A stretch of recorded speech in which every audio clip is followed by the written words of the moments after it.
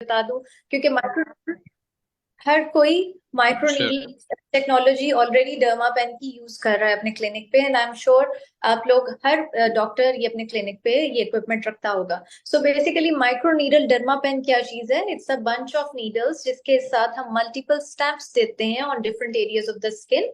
So what it does, हम controlled injury जब देते हैं, उस कंट्रोल्ड इंजरी की वजह से we get to puncture those blood cells जो रिलीज करते हैं ग्रोथ फैक्टर्स। जब ग्रोथ फैक्टर्स रिलीज होंगे तो उससे बेनिफिट क्या होगा कि वहां पे हीलिंग ज्यादा अच्छी होगी।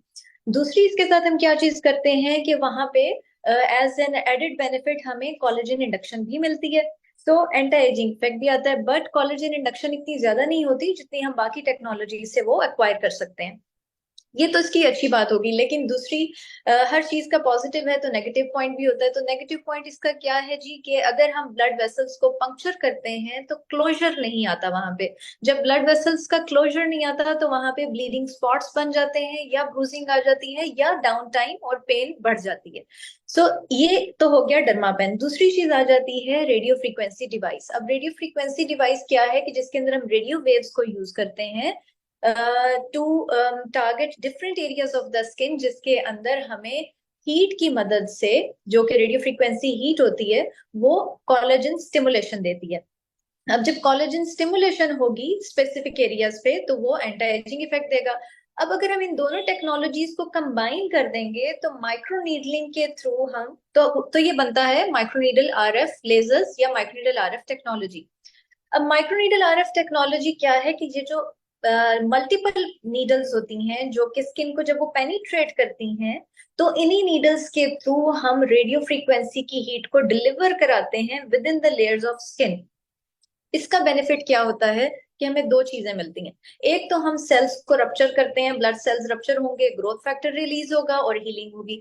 दूसरी चीज ये क्या करता है कि ये कोलेजन रीमॉडलिंग करता है with thermal coagulation process. So microneedle RF technologies जो जितनी भी हैं एक्सेप्ट फॉर वन, जितनी भी मार्केट में अवेलेबल हैं, आपने मॉर्फियस 8, सिल्फामेक्स, स्कारलेट, सीक्रेट, ये तमाम चीजें आपने नाम जरूर सुने होंगे, ये तमाम टेक्नोलॉजीज माइक्रोनीडल आरएफ कहलाती हैं। अब इसके अंदर क्या चीज है जी कि दूसरी चीज जो इसमें इंपॉर्टेंट है कि हमें इसके मोड्स दो तरह के होते हैं। एक होता है कंटिन्यूस मोड, पल्स वेव्स, एक जो इसमें दो वेव्स यूज की जाती हैं, कंटिन्यूस वेव होती है और दूसरा होता है पल्स वेव। कंटिन्यूस वेव में आपको मैं थोड़ा सा यहाँ पे एक डायग्राम, इतनी अच्छी मैंने एक रखी हुई थी पिक्चर। ये तो हो गया जी रेडियो फ्रीक्वेंसी के प्रोब्स, ठीक है। अब जो माइक्रोनीडल आरएफ टेक्नोलॉजी है, इसने क्या करना है कि नीडल्स के थ्रू स्किन को पेनिट्रेट करेगा एंड देन रेडियो फ्रीक्वेंसी वहां पे हीट जनरेट करेगी, तो उसके अंदर रिपेयर शुरू हो जाता है और टिश्यू रीमॉडलिंग स्टार्ट हो जाती है।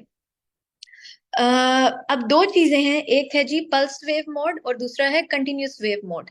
Majority of the microneedle RF lasers continuous wave mode में। अब ये क्या चीज है कंटिन्यूस वेव? ठीक हो गया। अब ये जो पिछली स्लाइड है इसकी, इसमें अगर आप देखेंगे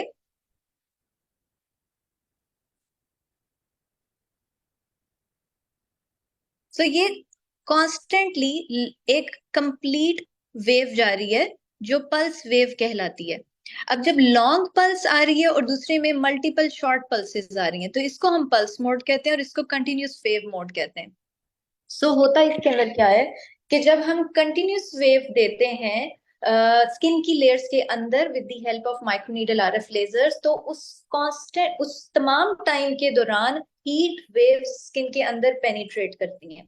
अब अगर ये हीट वेव्स थोड़ी देर के लिए होंगी तो वहां पे कोएगुलेशन स्टार्ट हो जाएगी, टिश्यू रीमॉडलिंग स्टार्ट हो जाएगी, कोलेजन इंडक्शन स्टार्ट हो जाएगी। लेकिन अगर ये हीट ज्यादा देर के लिए रहेगी तो ये हीट एक्यूमुलेट होना शुरू होगी and then it will start going towards upper surface of the skin, और ये जब एपिडर्मिस तक आएगी तो ये लैटरली स्प्रेड करना शुरू करेगी। और अगर ये अपर टॉप लेयर को रीच कर जाती है स्किन के, तो फिर ये पीआईएच के चांसेस को बढ़ा देती है।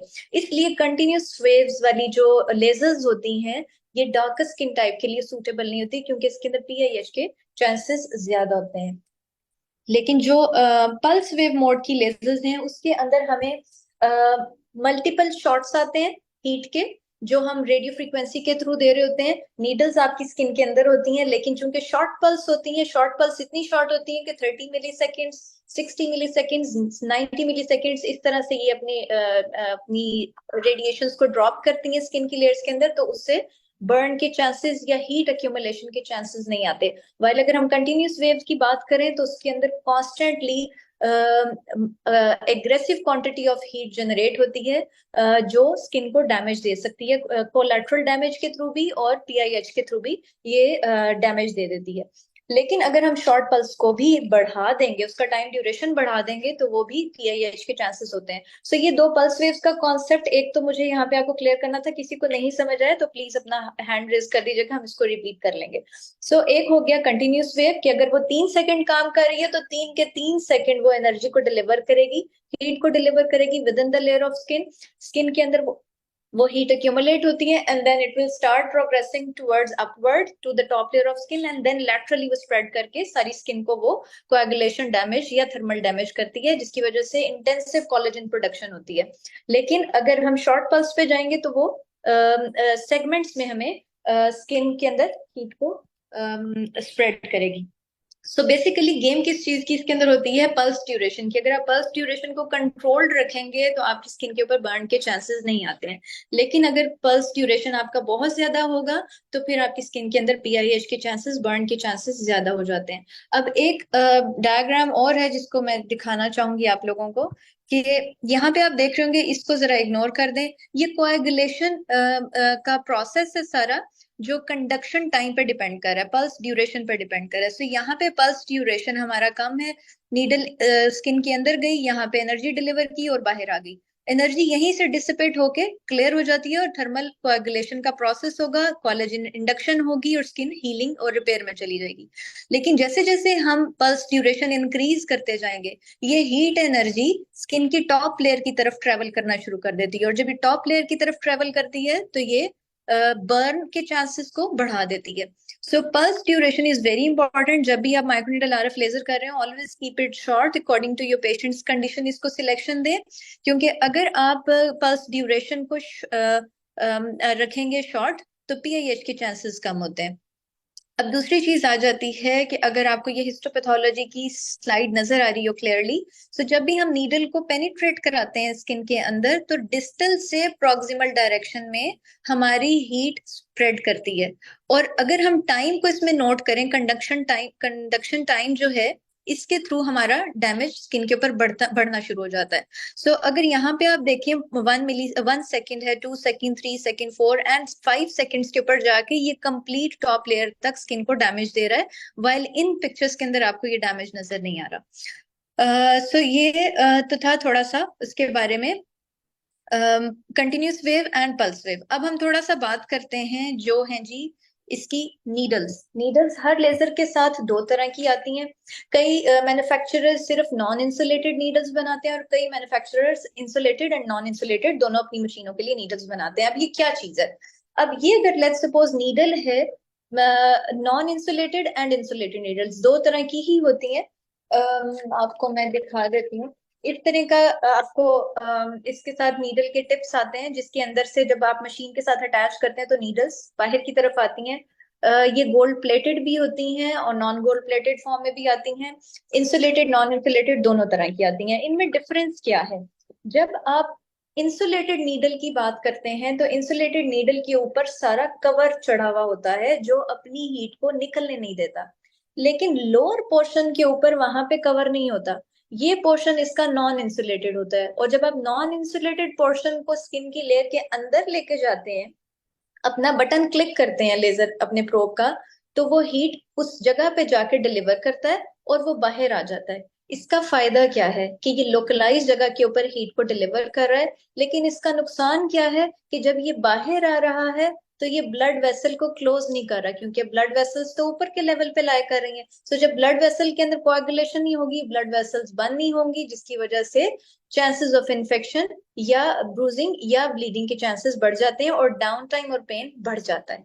दूसरी बात अब हम करते हैं जी नॉन इंसुलेटेड नीडल्स की। नॉन इंसुलेटेड नीडल्स क्या होती हैं? जिनके अंदर कोई कोटिंग नहीं होती। जब उसको हम स्किन के अंदर पेनिट्रेट कराते हैं तो थ्रू आउट द नीडल का जो सरफेस होता है, जो इलेक्ट्रोड होता है, उसके इर्द गिर्द हीट रिवॉल्व करना शुरू हो जाती है। उससे जब हीट निकलती है तो कोएगुलेशन प्रोसेस शुरू हो जाता है, और थर्मल कोएगुलेशन जब डैमेज आता है तो कोलेजन इंडक्शन ज्यादा होती है। इसका फायदा क्या है कि जब हम इसको इंसर्ट करते हैं स्किन में तो through out the layer of skin including dermis and epidermis, ये तमाम लेयर के अंदर जब हीट को इनकॉर्पोरेट करता है तो इसकी वजह से ब्लड वेसल्स भी बंद होती हैं, जिसकी वजह से डाउन टाइम रिड्यूस हो जाता है, क्विक रिकवरी आती है, साथ ही साथ पेन लेवल कम हो जाता है, और चांसेस ऑफ इन्फेक्शन इससे रिड्यूस हो जाते हैं।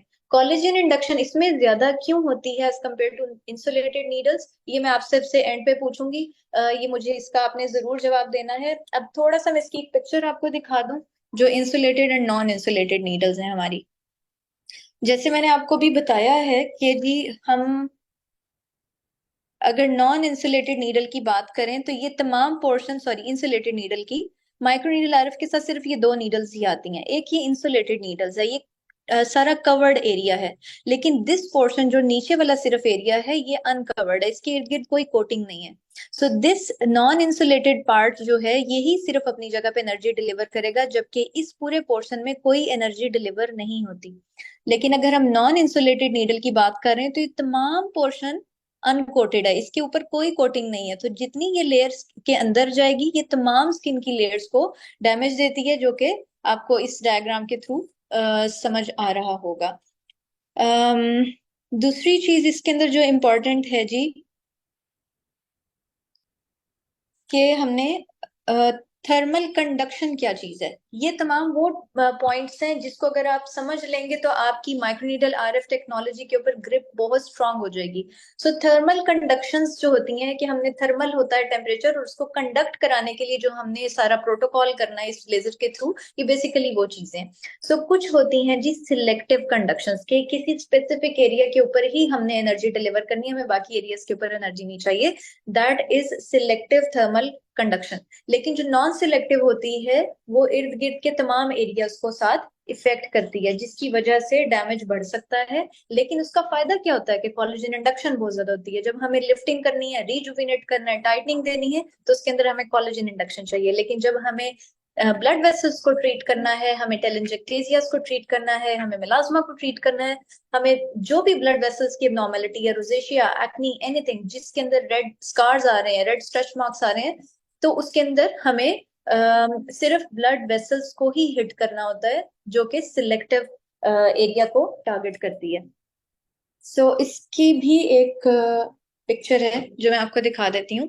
सो जब हम थर्मल कोएगुलेशन की बात कर रहे हैं तो ये ओवरऑल स्किन को डैमेज दे रहा है। यहाँ से ये टीयर ड्रॉप की फॉर्म में एनर्जी जो है हमारी नीडल स्किन के अंदर गई, यहाँ पे उन्होंने एनर्जी डिलीवर की और थ्रू आउट ये डिलीवर करती जा रही है और ये टॉप लेयर तक जा रही है, जिसकी वजह से ये तमाम लेयर्स के अंदर कोलेजन रीमॉडलिंग कर रही है। जब कोलेजन रीमॉडलिंग होगी तो एंटी एजिंग इफेक्ट्स बहुत अच्छे आते हैं।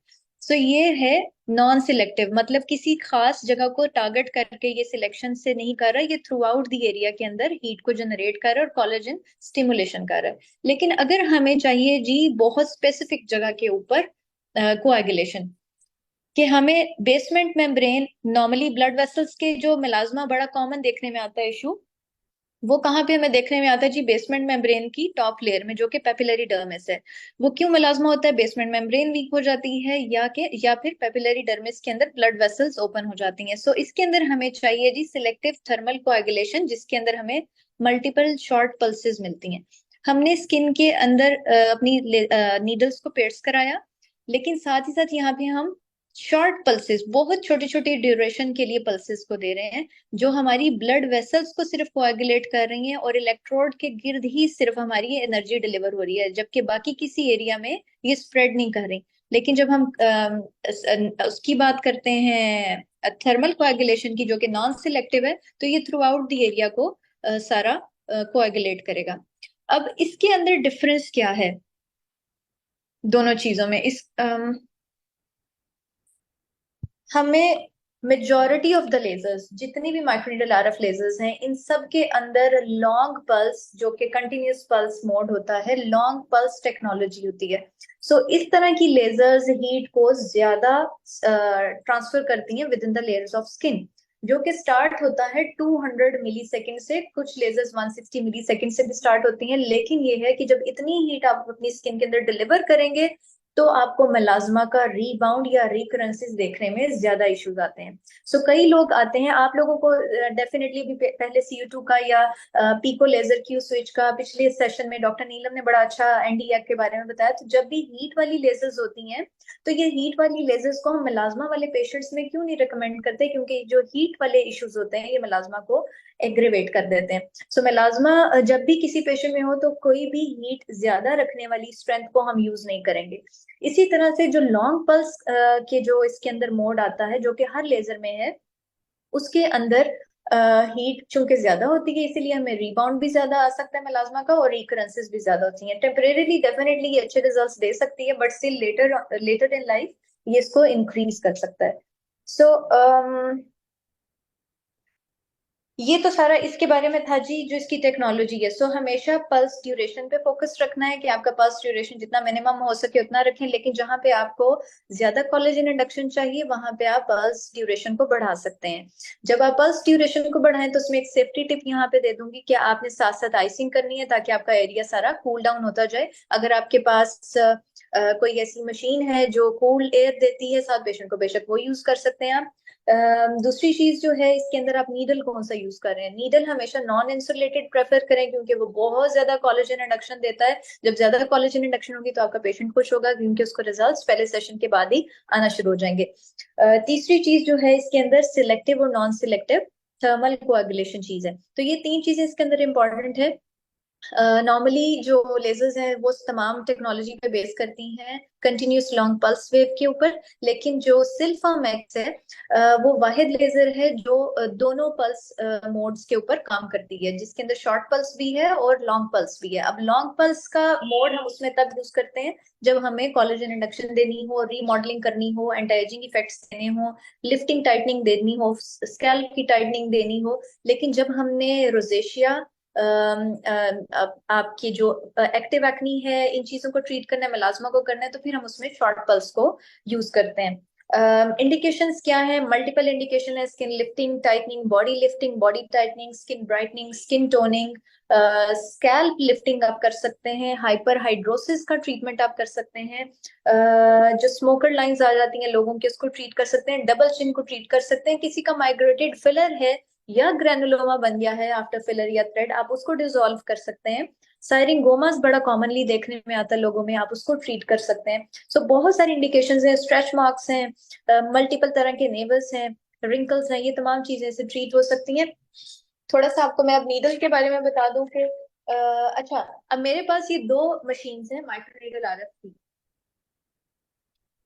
अब मैंने ये दो मशीन्स क्यों रखी हैं एक टेक्नोलॉजी की? रीजन ये है कि इसके अंदर मुझे दो वेव्स मिल रही हैं, pulse, short pulse, ultra short pulse या फिर लॉन्ग पल्स, ये दोनों वेव्स इसके अंदर मौजूद हैं। लेकिन जो दूसरी मशीन है उसके अंदर सिर्फ कंटिन्यूस लॉन्ग पल्स वेव है। उसके अंदर बेनिफिट क्या है कि उसके अंदर साथ हमें सक्शन भी मिलती है। जब आपकी मशीन के अंदर सक्शन होता है तो वो आपके प्रोब की ग्रिप को स्ट्रॉन्ग करता है, वो स्किन को सक करके वहां पे आपका प्रोब स्टिक कर देते हैं, और जब आपका प्रोब स्टिक होता है, मूव नहीं करता, तो आपकी प्रॉपर नीडल्स की penetration with complete delivery of heat होती है आपकी स्किन के अंदर। एक तो इसका फायदा ये है, लेकिन दूसरी अगेन चीज आ जाती है, कंटिन्यूस वेव को हम सिर्फ इन्हीं इंडिकेशंस में यूज कर सकते हैं, बट हम मेलाज्मा में और बाकी चीजों में जो कि रेडनेस वाली है उसमें नहीं यूज कर सकते। और अगर हम बात करें दूसरे लेजर्स की, जैसे मॉर्फियस है, स्कारलेट है, और सिल्फम है, तो इसके अंदर सक्शन मोड नहीं होता है। इसके अंदर हमें प्रोब की एडहेरेंस बॉडी के साथ स्ट्रांगली रखनी होती है, ताकि हमारी जो डिलीवरी है प्रॉपर हो। अगर हमारा प्रोब प्रॉपरली स्किन के साथ अटैच्ड और थोड़ा सा प्रेस करके हम नहीं रखेंगे तो हमारी डिलीवरी प्रॉपर नहीं होती है।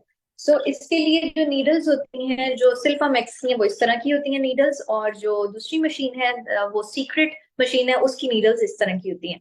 सो ये डिस्पोजेबल नीडल्स होती हैं, हमेशा एक पेशेंट के ऊपर एक नीडल यूज करनी है, कभी किसी की नीडल रीयूज नहीं करनी। 1500 to 2000 शॉट्स आप एक नीडल से दे सकते हैं, लेकिन उसके बाद वो नीडल ब्लंट हो जाती है, सो आपको नई नीडल यूज करनी होती है। नॉर्मली इतने सेशंस की जरूरत नहीं होती है, एक सिटिंग के ऊपर ही आपको बहुत अच्छे रिजल्ट्स आ जाते हैं। लेकिन अगर आपको मजीद सेशंस ऐड करने हो तो 2 to 6 sessions in a year आप जरूर ऐड कर सकते हैं, आपके पेशेंट को रिजल्ट्स मजीद बेहतर आते हैं। अच्छा, और जो नीडल्स की होती हैं वो बड़ी इवनली प्लेस्ड होती हैं, लेवल्ड होती हैं नीडल्स।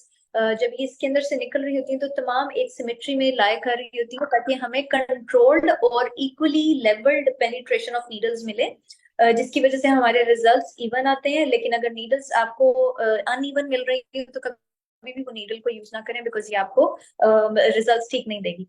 कॉन्ट्राइंडिकेशंस क्या है? एक्टिव एक्ने में आप कंटिन्यूस पल्स वेव नहीं यूज कर सकते हैं, क्योंकि वो इन्फेक्शन के चांसेस बढ़ा देती है। जैसे मैंने आपको बताया कि वो ब्लड वेसल्स को क्लोज नहीं करती है, तो उसकी वजह से इन्फेक्शन के चांसेस बढ़ जाते हैं। प्रेगनेंसी में इसको आप नहीं यूज कर सकते हैं। अगर किसी के मेलाज़्मा पीआईएच का इश्यू है या कीलॉइडल टेंडेंसी है, उसके अंदर आप इस चीज को केयरफुली यूज करेंगे, और अगर आप करेंगे तो प्रॉपर स्किन केयर के साथ यूज करेंगे। ये बाकी सब पेशेंट्स के लिए भी होता है। प्रॉपर स्किन केयर में क्या चीजें हैं जी? आपकी सन ब्लॉक है, मॉइस्चराइजर है, कोई भी अच्छा फेस वॉश, कोई सीरम रूटीन में जो वो यूज कर सकते हैं। तमाम डर्मेटोलॉजिस्ट हैं, माशाल्लाह एस्थेटिक फिजिशियंस हैं, जिनको ये पता है चीजें कि क्या देनी है, तो ये साथ आप साथ ऐड कर सकते हैं।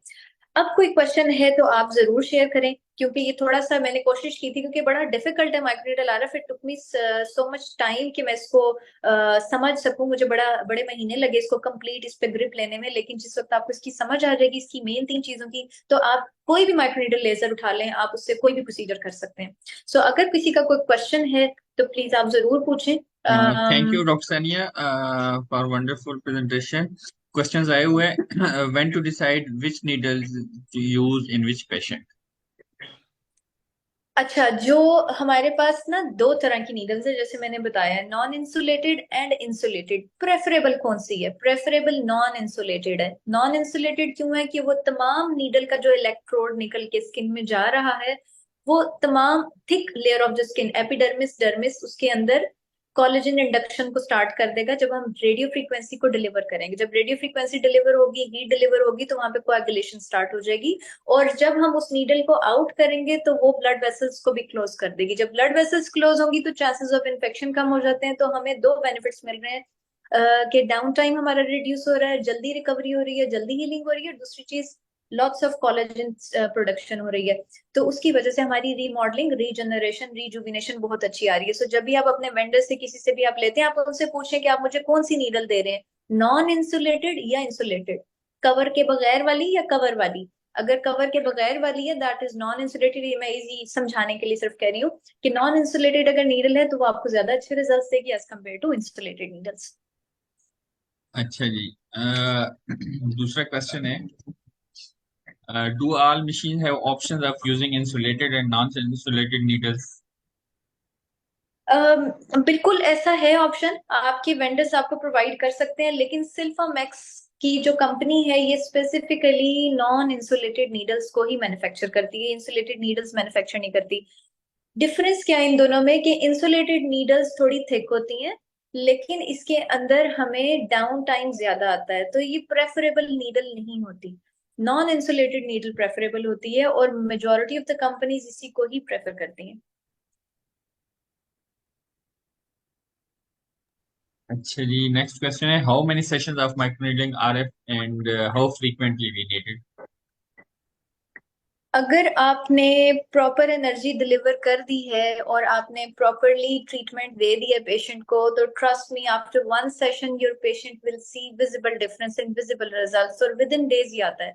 लेकिन अगर आप इसको मेंटेनेंस के लिए लेके जाना चाहते हैं तो आप 2 वीक्स के बाद भी रिपीट कर सकते हैं, 1 मंथ के बाद भी रिपीट कर सकते हैं। आप साल में 3-4 सेशंस भी दे सकते हैं पेशेंट को, वो उसके रिजल्ट्स को मजीद इनहेंस करेगा। सो ये टोटली डिपेंड करता है कि आपका पेशेंट का डैमेज कितना है। अगर किसी के बहुत ज्यादा राइटाइड्स हैं, बहुत ज्यादा रिंकल्स हैं, डीप रिंकल्स आ रहे हैं, तो उसके अंदर आपको डेफिनेटली ऑलमोस्ट 6 सेशंस रिक्वायर्ड होंगे। अदरवाइज आपको, अगर पेशेंट के फेस पे ज्यादा इशू नहीं, तो you can get results even after first session, उसमें आपको जरूरत नहीं पड़ती है ज्यादा।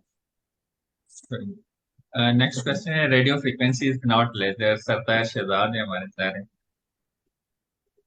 माइक्रो नीडल आरएफ टेक्नोलॉजी है ये। माइक्रो नीडल और आरएफ दो टेक्नोलॉजीज को कंबाइन करके जो टेक्नोलॉजी बनती है। सर का क्वेश्चन बिल्कुल ठीक है। कि ये चीज लेजर नहीं है, जैसे आईपीएल को बहुत से लोग लेजर समझते हैं, वो लेजर नहीं है। इसी तरह से ये रेडियो फ्रीक्वेंसी वेव्स और माइक्रो नीडल को कंबाइन करके टेक्नोलॉजी बनाई, इसलिए मैंने माइक्रो नीडल आरएफ टेक्नोलॉजी का बीच में मेंशन बार बार किया कि आज हम ये टेक्नोलॉजी पढ़ने लगे। अच्छा जी, नेक्स्ट है what depth to keep in which condition. अच्छा डेप्थ जी, से ज्यादा आपके अगर प्रश्न की। डेप्थ से ज्यादा अगर ये नीडल का पूछ लेते तो ज्यादा बेहतर है मेरे ख्याल से। डेप्थ तो एरिया पे ही डिपेंड करता अच्छा, नीडल्स आपके पास बहुत तरह की आएंगी। 5-6 तरह की वैरायटीज हर मशीन वाले ऑफर करते हैं, लेकिन आपको मैं हमेशा ही कहती हूँ कि आप बजट फ्रेंडली कैसे रह सकते हैं, कि आप एक नीडल मल्टीपल जगहों पे कैसे यूज कर सकते हैं। उसका तरीका क्या है कि जैसे जो जो मशीन हमारी है जी, ये वाइट वाली मशीन, ये कंटिन्यूस वेव वाली मशीन है। इसके अंदर जो हम नीडल यूज करते हैं तो हम उसका 25 नीडल्स वाला हम पैच लेते हैं। उसका फायदा क्या है कि वो हमारी आई एरिया पे भी यूज हो जाती है, फेस पे भी यूज हो जाती है, बॉडी पे भी यूज हो जाती है। अदरवाइज आप बॉडी के लिए बिगर साइज वाली नीडल को भी यूज कर सकते हैं। लेकिन जो क्योंकि नीडल्स बहुत महंगी होती हैं, ऑलमोस्ट $50 की सिल्फाम की एक नीडल आती है, तो इतनी एक्सपेंसिव नीडल्स आप डिफरेंट वेराइटीज की नहीं रख सकते हैं। तो आप हमेशा वो नीडल की सिलेक्शन करें जिसको आप मल्टीपल जगहों के ऊपर यूज कर सकते हैं। कई नीडल्स के इर्द गिर्द आपको एम्प्टी स्पेस मिलती है, जैसे सिल्फाम की नीडल्स के अंदर जो अवेलेबल है यहाँ पे उनमें मिलती है। तो उसके अंदर आप हमेशा ओवरलैप पे जाएं, 20 to 30% एरिया आपने ओवरलैप करना है। उससे क्या होगा कि आपका रिजल्ट बेहतर आता है, कोई एरिया आपका मिस नहीं होता। लेकिन अगर आप यूज करना चाहते हैं कंप्लीट पैच वाली नीडल जिसके अंदर कोई स्पेस नहीं होती, तो उसके अंदर आपको ओवरलैपिंग की जरूरत नहीं होती है। सो हमेशा नीडल वो पिक करें जो आप मल्टीपल एरियाज पे यूज कर सकते हैं। है। जी सर गजनफर का है। he wants to ask how to create collagen in epidermis. Sir हमने एपिडर्मिस में कोलेजन नहीं क्रिएट करनी, हमने डर्मिस में कोलेजन क्रिएट करनी है। हमने एपिडर्मिस में क्यों कोलेजन क्रिएट करनी है? कोलेजन कहाँ बनती है? एपिडर्मिस के नीचे, superficial layer of basement membrane and below collagen बनेगी। कोलेजन टाइप 3 हमारी बनती है इस लेयर में, एपिडर्मिस में तो कोलेजन इस तरह से बनती नहीं। सो जब हम नॉन इंसुलेटेड नीडल, अगर हम यहाँ पे इसकी बात करें, नॉन इंसुलेटेड नीडल यूज कर रहे हैं, तो वो हमें डर्मिस लेवल की तमाम चंक के अंदर अच्छा कोलेजन इंडक्शन देता है। अच्छा जी, Morpheus सर has पे थोड़ा insulated ठीक Morpheus has insulated needles. क्या? है। जी बिल्कुल बिल्कुल। मॉर्फियस को, अगर मॉर्फियस बहुत अच्छी टेक्नोलॉजी है, बहुत अच्छा इक्विपमेंट है, रिजल्ट्स दोनों के बहुत अच्छे हैं। मॉर्फियस 8 हो गया या सेल्फम हो गया, दोनों के बहुत अच्छे रिजल्ट्स हैं। लेकिन डिफरेंस थोड़ा सा इसमें ये है कि मॉर्फियस जो है 1 मेगाहर्ट्ज है, सिल्फम एक्स 2 मेगाहर्ट्ज है। एनर्जी का लेवल ज्यादा है, मोर स्टेबल है। ये लेस स्टेबल है, जब इसके अंदर एनर्जी एक्यूमुलेट होती है तो बर्स्ट होके स्प्रेड कर जाती है और टॉप लेयर जो एपिडर्मिस की लेयर है उसको डैमेज दे सकती है, वाइल सिल्फम एक्स में कंसाइज्ड रहती है। तो उसकी वजह से इसमें पीआईएच के चांसेस कम होते हैं। दूसरी चीज, उसके नीडल जो है मॉर्फियस 8 के, वो इंसुलेटेड होते हैं और थोड़े से थिक होते हैं, जिसकी वजह से वो पेनफुल होते हैं। लेकिन इसके नीडल्स थिनर होते हैं और बड़ा जेंटली ये पेस्ट करते हैं स्किन के अंदर। नेक्स्ट क्वेश्चन है डॉक्टर आयशा का। If patient got done botox filler और thread lift after how much time we can the patient get done microneedling RF without disturbing the other procedure? तो जब आप थ्रेड्स कर रहे हैं तो 4 हफ्ते के बाद आप कोई भी प्रोसीजर ऑफर करें। लेकिन जब आप ये लेजर कर रहे हैं तो इसके अंदर फिर आप रेडियो फ्रीक्वेंसी को यूज नहीं करेंगे। रेडियो फ्रीक्वेंसी को क्योंकि अगर आप यूज करेंगे तो वो हीट को जनरेट करेगा। जब वो हीट जनरेट करेगा तो आपका थ्रेड, फिलर एंड बोटॉक्स के इफेक्ट्स कम हो जाएंगे। अब बहुत से लोग इन तमाम चीजों को छोड़ के एनर्जी बेस्ड डिवाइसेस के ऊपर स्विच कर रहे हैं, क्योंकि ये नेचुरल कोलेजन इंडक्शन देते हैं। सो ये जो इसकी हीट की जो प्रॉपर्टी है, आप इन्हीं मशीन्स को सिर्फ माइक्रोनीडल के लिए भी यूज कर सकते हैं। लेकिन जब आप रेडियो फ्रीक्वेंसी को कंबाइन करेंगे तो ये फिलर, बोटॉक्स और थ्रेड्स के इफेक्ट को कम करता है और उसको डिसॉल्व करता है, क्योंकि हम इसी मशीन को फिलर को डिसॉल्व करने के लिए और थ्रेड्स को डिसॉल्व करने के लिए भी यूज कर सकते हैं। सो इसलिए प्रेफरेबल वही टाइम है कि जब उसके इफेक्ट्स वीन ऑफ हो चुके हैं, या आफ्टर 1 मंथ 2 मंथ्स, तब उसके बाद यूज करें अगर जरूरत है। बिकॉज अगर आप थ्रेड लिफ्ट दे रहे हैं तो उसके बाद आपके पेशेंट को इन चीजों की जरूरत नहीं फिर रहेगी। चलिए डॉक्टर जायदा Parveen, risk of PIH is more with non-insulated ones. Risk of PIH is more with continuous wave. Non insulated needles की बात हम नहीं कर रहे हैं, हम यहाँ पे वेव की बात करें जो पीआईएच देता है। हाँ, नॉन इंसुलेटेड नीडल पे मैंने पहले बताया है कि अगर हम शॉर्ट पल्स पे भी अपना पल्स ड्यूरेशन बढ़ा देंगे, एनर्जी ज्यादा डिलीवर कर देंगे, तो वो बर्न के चांसेस देगी, पीआईएच के चांसेस बढ़ा देगी, क्योंकि वो एनर्जी एक जगह के ऊपर एक्यूमुलेट होना शुरू हो गई और अब वो इकट्ठी होती होती होती होती टॉप लेके जाके डिस्ट्रॉय करेगी। जब वो कोलेटरल डैमेज दे रही है, तमाम डैमेज दे रही है, चाहे वो कोई भी नीडल है, चाहे वो इंसुलेटेड है नॉन इंसुलेटेड है, तो वो आपका डैमेज बढ़ा देगी। इसलिए एनर्जी को कंट्रोल रखें हमेशा। लेकिन कंटिन्यूस वेव जिसके अंदर मोड है, उसके अंदर अगर आप एनर्जी को कर देते हैं ज्यादा, तो वो फिर करती है, डैमेज ज्यादा देती है। So basically pulse duration is the key. अगर आपका पल्स ड्यूरेशन ज्यादा है, chances of PIH are more. लेकिन अगर पल्स ड्यूरेशन कम है, जो कि अल्ट्रा शॉर्ट पल्स मोड इसके अंदर एक मौजूद है सिल्फाम में, तो उससे आपके पीआईएच के चांसेस रिड्यूस हो जाते हैं। यहाँ पे नीडल की बात मैंने नहीं की, यहाँ पे हमने वेव्स की बात की है जिसके मोड्स हैं। लेकिन अगर हम नीडल की बात करते हैं तो डेफिनेटली जो नॉन इंसुलेटेड है उसमें चांसेस ज्यादा होते हैं, लेकिन स्टिल उसमें हमारी कंट्रोल्ड वेव्स हैं जिसको हमने पल्स ड्यूरेशन से मैनेज करना है कि हम उसको ज्यादा ना कर सकें, पीआईएच ना दें। चलिए what about the depth of needles? Depth of needles हमारे डिफरेंट फेस एरिया पे, बॉडी एरियाज पे डिफरेंट होती हैं। कुछ लोगों की स्किन बहुत थिक होती है, लेकिन जो आइडियल एक हमारा एक पैरामीटर होता है 0.8, और periorbital area 1.2, 1.5, up to 2 हम जा सकते हैं। जॉ लाइन से आप जब नीचे आ जाते हैं 2 टू 2.5 पे आप जा सकते हैं, और जैसे जैसे आप बॉडी पे नीचे जाएंगे स्किन थिक हो जाएगी, तो अप टू 4 आप इजीली जा सकते हैं उसके ऊपर, स्किन रिजुविनेशन रीमॉडलिंग के लिए। डॉक्टर फलक का एक क्वेश्चन है, for anti aging how many shots are required for full face? With Sylfirm 500 shots are more than enough. आपको अननेसेसरी शॉट्स देने की जरूरत नहीं है। आपको अगर रिपीट उसका देना है, 1 पास 2 पास देने हैं, तो हार्डली 500 to 600 शॉट्स इसमें रिक्वायर्ड होते हैं अगर हम फेस की बात कर रहे हैं।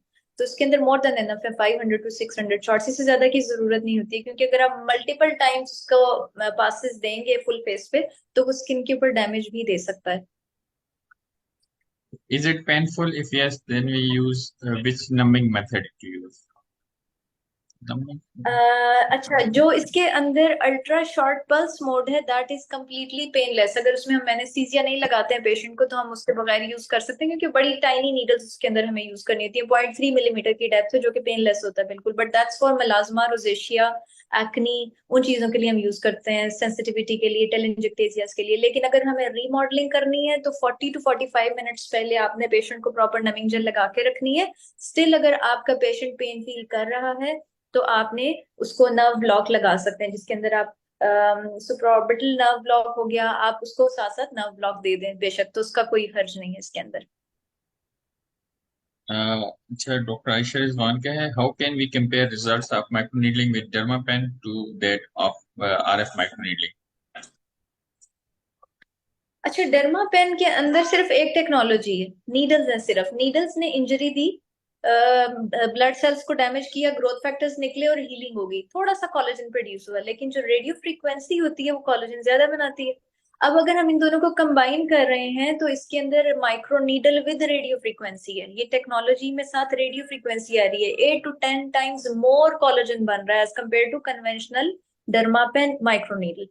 दूसरी चीज ये है कि जी इसके अंदर आप साथ जब उसको डिलीवर कर रहे हैं रेडियो फ्रीक्वेंसी को, तो थर्मल कोएगुलेशन भी हो रहा है, ब्लड वेसल्स का क्लोजर आ रहा है। तो ये चीजें इसको इसलिए सुपीरियर करती हैं, बिकॉज हम रेडियो फ्रीक्वेंसी को साथ इसमें ऐड कर रहे हैं। सो रिजल्ट्स डेफिनेटली इसमें वेरी करेंगे। What's the advantage of making a combo over simple microneedling? तो बता दिया। अच्छा, ये मैंने बता दिया ऑलरेडी। आप इस लेजर, आप जो ये जो टेक्नोलॉजी है, इस मशीन को, जो माइक्रोनीडल आरएफ टेक्नोलॉजी है, इसकी मशीन को सिंपल माइक्रोनीडल के तौर पे भी यूज कर सकते हैं। और कई ऐसी इंडिकेशंस हैं, ये सारे। अब आप मुझे इसका जवाब दें कि अगर हमें स्कार्स ट्रीट करने हैं, old heat scars, acne scars हो गए, स्ट्रेच मार्क्स हो गए, सो इसके अंदर हम क्या रेडियो फ्रीक्वेंसी को करेंगे? अगर करेंगे तो क्यों करेंगे, और अगर नहीं करेंगे तो क्यों करेंगे, क्यों नहीं करेंगे? कोई भी आंसर देना चाहते हैं, रेज हैंड।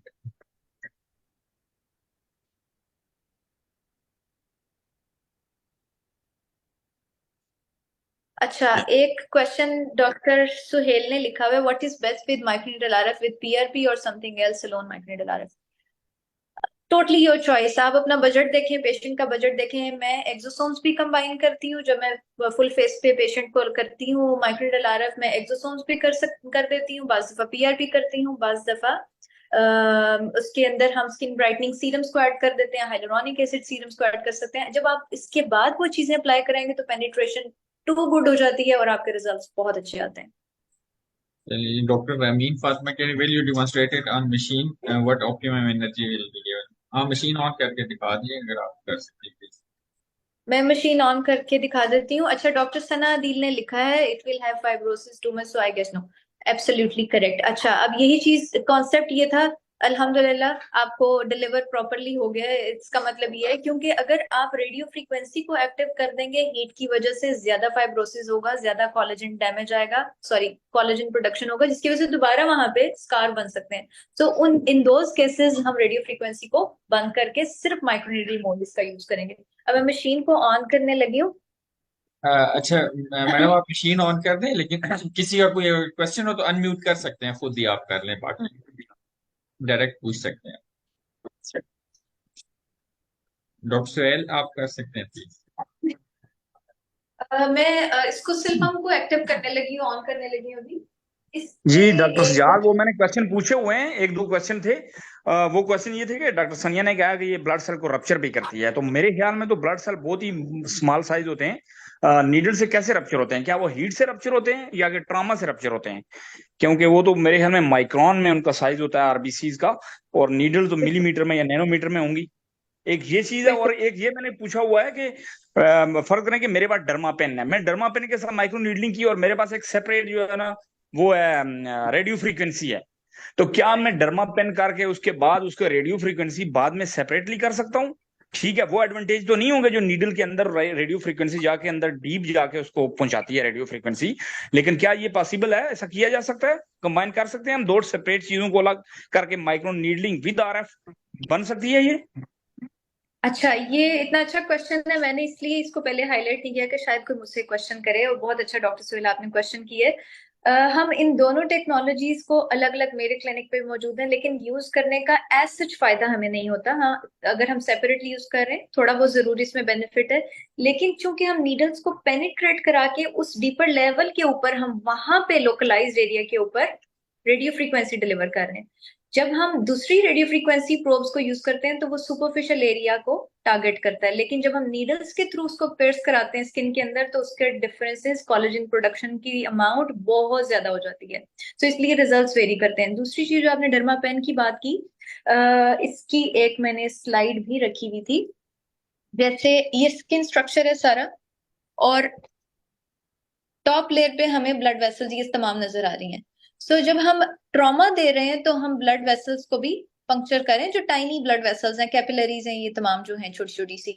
सो जब हम सिर्फ ट्रॉमा दे रहे हैं तो ये क्लोज नहीं हो पा रही हैं, सिर्फ ग्रोथ फैक्टर्स रिलीज कर रही हैं। ठीक है, ये जो इसके ब्लड सेल्स टूट रहे हैं, जब सिर्फ ग्रोथ फैक्टर्स रिलीज होंगे तो हमें हीलिंग तो बहुत अच्छी आएगी, लेकिन यहाँ पे ब्लड वेसल्स का क्लोजर नहीं होगा, जो कि थोड़ा सा डाउन टाइम बढ़ा देता है। इन लेजर्स का, इन टेक्नोलॉजीज का क्या फायदा है कि ये इनका क्लोजर को भी बढ़ा देता है, क्योंकि कोएगुलेशन करता है। जब कोएगुलेशन होगा तो डाउन टाइम कम हो जाता है इसका।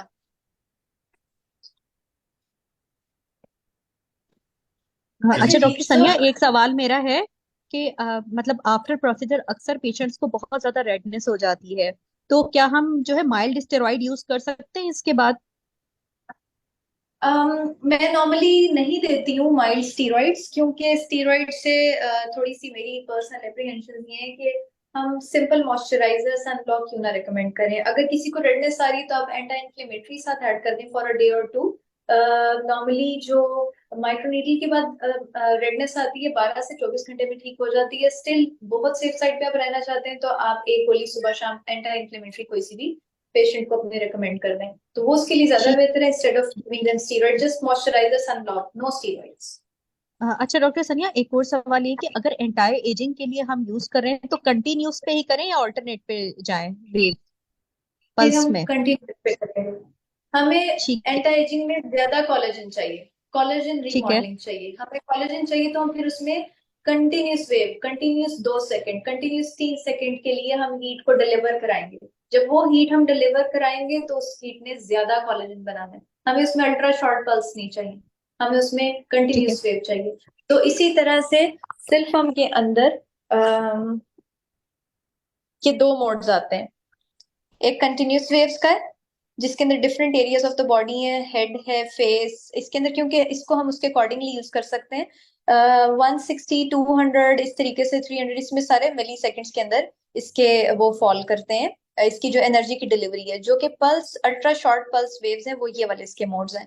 इसके अंदर 30 मिली सेकेंड, 60, 90, इस तरीके से ये कम एनर्जी को डिलीवर कर रहे हैं पीसीस के अंदर, while this continuous mode is delivering good chunk of energy for longer time, जिसकी वजह से कोलेजन रीमॉडलिंग अच्छी होती है, while अल्ट्रा शॉर्ट पल्स की वजह से कोएगुलेशन ऑफ ब्लड वेसल्स ज्यादा अच्छा होता है।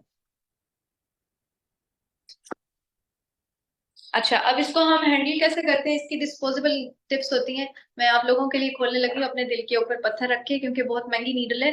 सो अच्छा, पैक आएगा इसका बंद। इसको लगाने का तरीका ये होता है जी कि इसका कैप आपने रिमूव नहीं करना, और इसके ऊपर आपको एक मार्क भी नजर आता है जिससे आपने इसके एरोज को मैच करना होता है। सो एरोज को मैच करके आपने इसको ट्विस्ट कर लिया, and then you can remove the cap. ठीक है।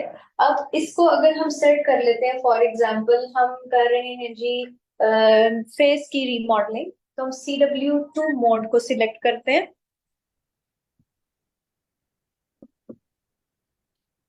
ये डिलीवर करता है 160 मिली सेकेंड्स एनर्जी को, थोड़ा सा नीचे करिए, 160 मिली सेकेंड्स की एनर्जी को। और डेप्थ आपने फेस के एरिया के अकॉर्डिंगली रखनी होती है। इसके अंदर इंटरवल बेसिकली होता है कि कितने सेकंड्स में आपका ग्लो शॉट आ रहा है। सो 0.5 मिली सेकेंड्स, 0.5 सेकेंड इसका जो इंटरवल है, लेकिन इसको मैं 0.5, 0.3 इस तरीके से रखती हूँ। डेप्थ जो है, अगर मैंने फोरहेड ट्रीट करना है तो मैं 0.8 पे ले जाऊंगी, या 0.5 पे, जो भी मेरे क्लाइंट के लिए कंफर्टेबल उसकी जो उसकी पैरामीटर्स हैं। लेकिन अगर मुझे चीक्स को ट्रीट करना है तो 1.5 से 2 तक मैं जा सकती हूँ। ठीक है। ये जो है पावर, ये बेसिकली है जी रेडियो फ्रीक्वेंसी। अगर मैं इसको बिल्कुल 0 कर देती हूँ तो मेरा रेडियो फ्रीक्वेंसी मोड इसमें से ऑफ हो गया और सिर्फ माइक्रो नीडल चल रहा है। अब माइक्रो नीडल क्या करेगा? हीलिंग अच्छी देगा, स्कार्स को रिपेयर करेगा, टिश्यू लिफ्टिंग करेगा, बॉडी फेस टाइटनिंग के लिए बहुत अच्छा है। लेकिन अगर हमें चाहिए जी साथ टिश्यू कोआगुलेशन, कोआगुलेशन थर्मल हमें चाहिए, सिलेक्टिव चाहिए या नॉन सिलेक्टिव चाहिए, तो फिर हम रेडियो फ्रीक्वेंसी को साथ ऐड कर लेंगे। इसकी जो एडिशन की चीजें होती हैं, ये 3, 4, 5 किसी पे भी आप रह सकते हैं, लेकिन वो आपने according to the indication use करना है। नॉर्मली इसके साथ एक मैनुअल आता है जो आप यूज कर सकते हैं साथ। और जब आप इसको रेडी कर लेते हैं, रेडी करने के बाद आपने इसका फेस के ऊपर बड़ा टाइटली, पेशेंट के फेस के ऊपर इसको आपने प्लेस करना है। आपका प्रोब कभी भी दूर नहीं होना चाहिए या लूज नहीं होना चाहिए। टाइटली प्लेस करके आपने शॉट देना है और आपकी एनर्जी डिलीवर हो जाएगी पेशेंट के फेस पे। इस डायरेक्शन में हम करते हैं। आपने फेस को, अगर आपको चाहिए जी मुझे लिफ्टिंग चाहिए पेशेंट के लिए, आप कोई भी माइक्रोनीडल RF टेक्नोलॉजी यूज करनी है। एक टिप है आप सबके लिए कि आपको अगर फेस की टाइटली लिफ्टिंग देनी है, और हम 3 एरियाज में डिवाइड करेंगे फेस को, 1, 2 एंड 3। अभी लोअर एरिया है, आपने पेशेंट के फेस को टाइट कर लेना है और अपने प्रोब को प्लेस करते करते इस डायरेक्शन में टुवर्ड द ईयर लोब लेके जाना है कि लिफ्टिंग साथ आना चाहिए। और जब आपको मिड फेस को लिफ्ट करना है तो आप इसको टाइट कर लें and then start going in upward direction. ठीक है। जब आप अपवर्ड डायरेक्शन में जाएंगे तो ये मिड फेस लिफ्ट होगा। लेकिन जब आप अपर थर्ड पे आते हैं तो मीडियल पोर्शन को आपने अपवर्ड डायरेक्शन और लेटरल पोर्शन को आपने डायगोनल डायरेक्शन में जाना। अंडर आई एरिया को भी आप इससे मैनेज कर सकते हैं। अंडर आई एरिया को लेकिन सेफली करना है कि आपने थोड़ा सा पुल करके, स्किन को पुल करने के बाद आउटवर्ड डायरेक्शन में जाना। जब आप आउटवर्ड डायरेक्शन में जाएंगे तो आई डैमेज के चांसेस कम हो जाते हैं, नहीं होते हैं आई डैमेज के चांसेस, और आई रिजुविनेशन भी हो जाती है।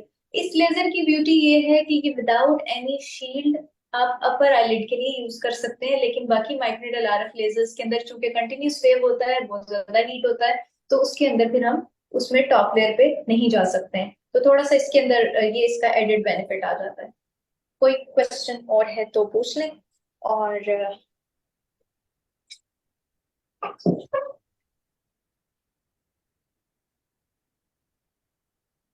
सर डर्मा पेन में, डर्मा पेन 4 के ऊपर लाइट बहुत अच्छे हैं सारे।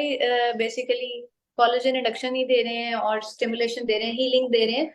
तो डर्मा पेन्स कोई भी हो काम वो एक करते हैं। जैसे भी आप उनको यूज करना चाहें, कुछ की स्पीड्स मैनेजेबल होती हैं, कुछ रिचार्जेबल होते हैं। सो मैं पर्सनली अब चूंकि टेक्नोलॉजीज पे, एनर्जी बेस्ड डिवाइसेस, लेजर्स पे स्विच कर चुकी हूँ, तो मेरे डर्मा पेन के अपने जाती प्रोसीजर्स कम होते हैं, मेरी टीम जरूर कर रही होती है। डॉक्टर सनिया, एक क्वेश्चन और है कि आपने मेलेज्मा के पेशेंट्स पे कितना रिजल्ट्स देखा है सिल्फम का? अच्छा, मेलाज्मा में सिल्फम के results, that's the only laser जो हम मेलाज्मा में कर सकते हैं। ये तो प्रूवन बात है। रीजन ये है कि इसके अंदर अल्ट्रा शॉर्ट पल्सेस हैं, उसकी वजह से जो blood vessels, normal blood vessels आ गई होती हैं या वीक बेसमेंट मेम्ब्रेन हो गई थी, उसकी इंप्रूवमेंट में वो हेल्प करता है। तो एक सेशन के बाद ही, आफ्टर फ्यू वीक्स, 2-3 हफ्ते के बाद ही आपको 90 to 95% इंप्रूवमेंट नजर आती है। और ये इस तरह की इंप्रूवमेंट नहीं है कि ये टेम्परेरी है एंड देन आपको रिकरेंस या रिबाउंड है। इसके अंदर चांसेस ऑफ रिकरेंस बहुत लोएस्ट है।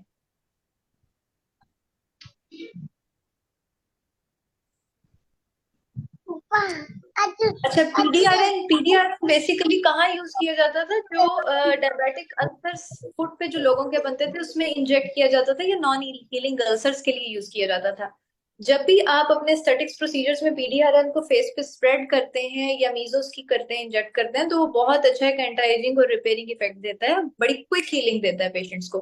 तो आप जरूर ऐड करें अगर आप करना चाहते हैं और आपके उसमें अगर बजट में फॉल करते हैं, तो बहुत अच्छी चीज है। Average down time long pulse का जो आता है वो है जी ऑलमोस्ट 24 to 72 आवर्स, जो लॉन्ग पल्स के साथ आता है, कंटिन्यूस वेव के साथ।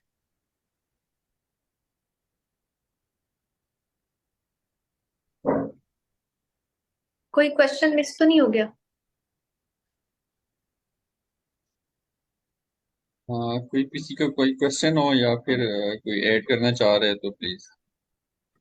डॉक्टर सनिया, इसकी जो मेलेज्मा में फ्रीक्वेंसी आप पीडब्ल्यू वाली है उसको थोड़ा सा एक बार बताएंगे कि उसकी सेटिंग किस तरीके से करती हैं आप?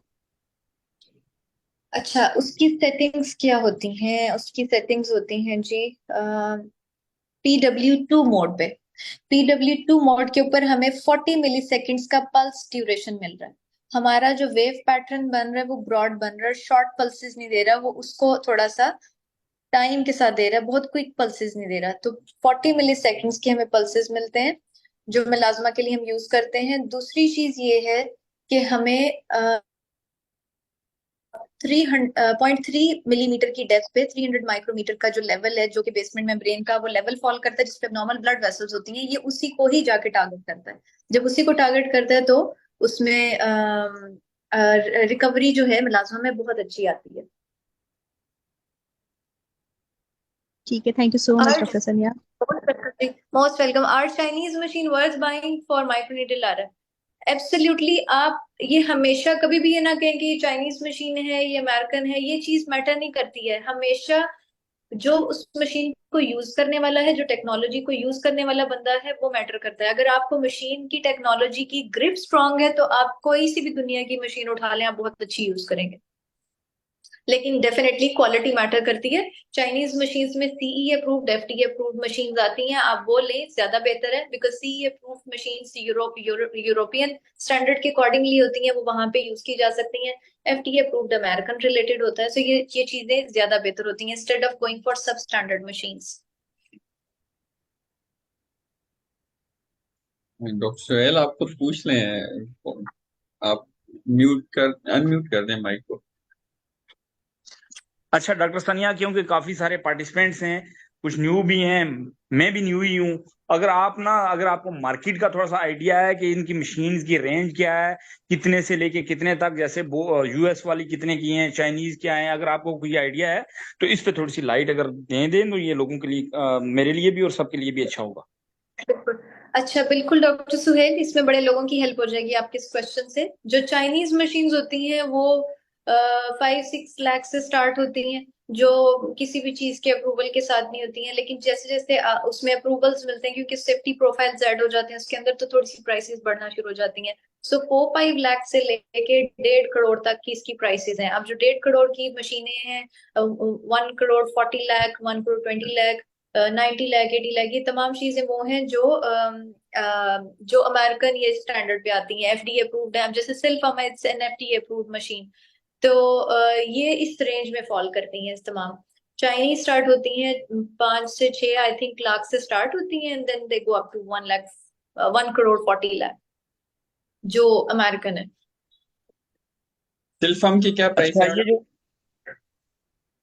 सिल्फम की प्राइस है जी, आई 80 थिंक lakhs 80 lakhs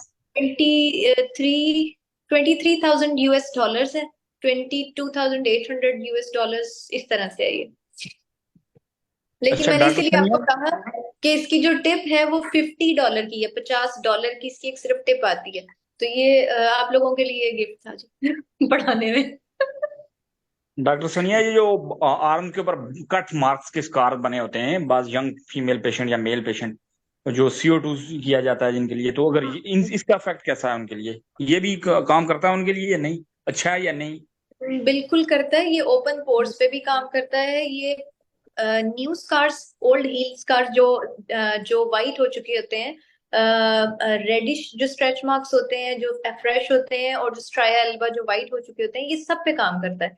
लेकिन इसके अंदर बेनिफिट्स क्या है कि ये रेडिश एरियाज को भी टारगेट कर सकता है और वाइट एरियाज को। लेकिन जो कंटिन्यूस वेव वाली जो मशीन्स है माइक्रोनीडल आरएफ की, वो स्ट्रेच मार्क्स, जो कट मार्क्स हैं जो हील हो चुके हैं, उनके ऊपर वो बहुत अच्छे रिजल्ट्स देती हैं। सेशंस हमें जरूर 2-4 चाहिए होते हैं, 4 से 6 जेन में रखें, अदरवाइज रिजल्ट्स उसके भी बहुत अच्छे होते हैं। इसके अंदर डेप्थ हमेशा उसमें ज्यादा रखें।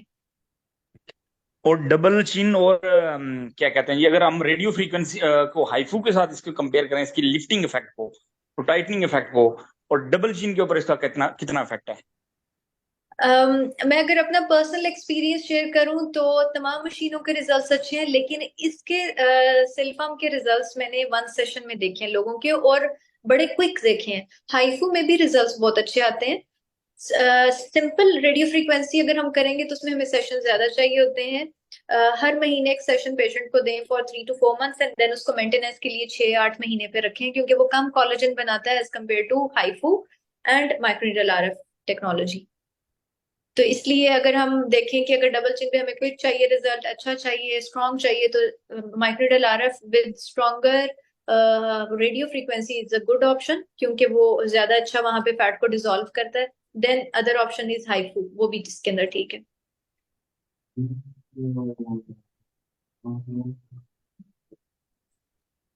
डॉक्टर सनिया, कोई चाइनीज मशीन आप बताएं जिसके अंदर पल्स वेव का भी ऑप्शन हो।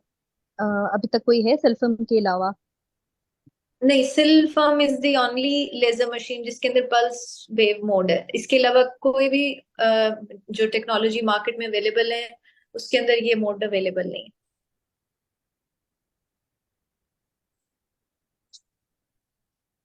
अच्छा जी। ठीक है doctor Sania, thank sir, you. सरताज शहजाद हैं सर, आप अनम्यूट कर दें। डॉक्टर सनिया, एक क्लास प्लीज हाइफू पे भी दे दें, मुझे ऐसा लगता है हाइफू के कोई रिजल्ट्स नहीं है, चाहे कितनी अच्छे मशीन यूज कर ले। लास्ट टाइम हुआ नहीं, है ना, हाइफू डॉक्टर हमजा ने दे दिए हैं। हाइफू के बहुत अच्छे रिजल्ट्स आते हैं। सिर्फ नंबर ऑफ शॉट्स आपके मैटर करते हैं कि आपने नंबर ऑफ शॉट्स पूरे देने हैं। अगर वो कम हुए तो फिर रिजल्ट्स नहीं आते हैं। आपकी एनर्जी, आपके नंबर ऑफ शॉट्स उसमें मैटर करते हैं। वो आप प्रॉपर अगर देंगे तो आपका पेशेंट, हाफ फेस आपने लिफ्ट किया और उसको बिठा के देखें, आपको विजिबल डिफरेंस बैठ के नजर आएगा पेशेंट का। Is it fine for type अच्छा 4? जी।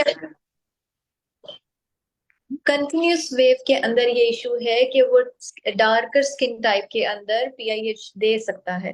इसलिए हमेशा पल्स ड्यूरेशन को कम रखें और साथ कूलिंग को उसके अंदर बहुत ज्यादा रखें। इसके अंदर अल्ट्रा शॉर्ट पल्स है उसके अंदर ये इश्यूज नहीं है कि उसके अंदर डार्क स्किन टाइप 4, 5, 6 के लिए वो सेफ है। Does microneedling RF dissolve fat? Yes बिल्कुल, क्योंकि आरएफ रेडियो फ्रीक्वेंसी है ना, हीट एनर्जी है, तो वो फैट को डिसॉल्व करता है, फिलर को डिसॉल्व करता है, कोई ग्रानुलोमा बने उसको डिसॉल्व करता है, तो ये उसको उसकी डिसॉल्व करने में बहुत हेल्पफुल रहते हैं इन चीजों को। बाज लोग फैट डिसॉल्व नहीं लगवाना चाहते, कोई इंजेक्शन नहीं लगवाना चाहते, उनके लिए बहुत अच्छा ऑप्शन है। आप सिंपल रेडियो फ्रीक्वेंसी की एनर्जी बढ़ा के उसको यूज करें, उससे भी फैट डिसॉल्व बहुत अच्छा हो जाएगा, बट सेशंस थोड़े से ज्यादा हो जाते हैं। चलें जी। नीडल की डेप्थ जो है डॉक्टर सनिया 2.5 तक रखें हम लोग डबल चिन और जॉ लाइन ऑगमेंटेशन के लिए। जब आपने जॉ लाइन बोन के ऊपर आपने कभी भी नीडल को यूज नहीं करना, क्योंकि बड़ा पेनफुल हो जाता है। आपको अगर यहाँ पे करना है तो आपने लिफ्ट करनी है स्किन ऊपर and then give you shot. नीचे करना है तो थोड़ा सा डाउनवर्ड करके देन गिव शॉट, ताकि आपका कोई एक तो एरिया मिस ना हो। दूसरी चीज ये है कि अगर आपको डबल चिन करनी है तो 2 मिलीमीटर डेप्थ से लेके अप टू 3 मिलीमीटर तक आप जा सकते हैं। ये डिपेंड करता है आपके पेशेंट का टॉलरेंस लेवल क्या है पेन का। अगर ठीक कम है, है तो 2 पे नहीं, अगर बेहतर है तो 2.5 पे चले जाए। ठीक होगा। चलें ठीक है डॉक्टर सनिया, मेरे ख्याल से इसको एंड कर देते हैं। बिल्कुल जी बिल्कुल। और कोई क्वेश्चन अगर किसी का हो तो पूछ लें प्लीज। आई होप कि आप सबके लिए ये हेल्पफुल रहा होगा session. I tried my best to deliver maximum जितना मुझे पता है, और इसको बहुत शॉर्ट करके और बड़ा इजी वर्ड्स में एक्सप्लेन करने की मैंने कोशिश की है। डॉक्टर सनिया हैंड रिजुविनेशन के लिए लाइक कोलेजन इंडक्शन के लिए कितना डेप्थ रखना चाहें इसका नीडल का? किसी की स्किन थिक है तो 2 to 2.5 and even you can thin? Go up to. लेकिन अगर किसी की थिन स्किन है तो 1.5 से 2 तक रहें, उससे ज्यादा ना जाएं। ठीक हो गया, thank you so much. You're welcome. You're welcome. चलें थैंक यू सो मच। और Thank you so much, Dr. Sajjan. Next पे इंशाल्लाह संडे को डॉक्टर इब्राहिम की है, पीको और स्यूट देंगे। सो तब तक अल्लाह हाफिज।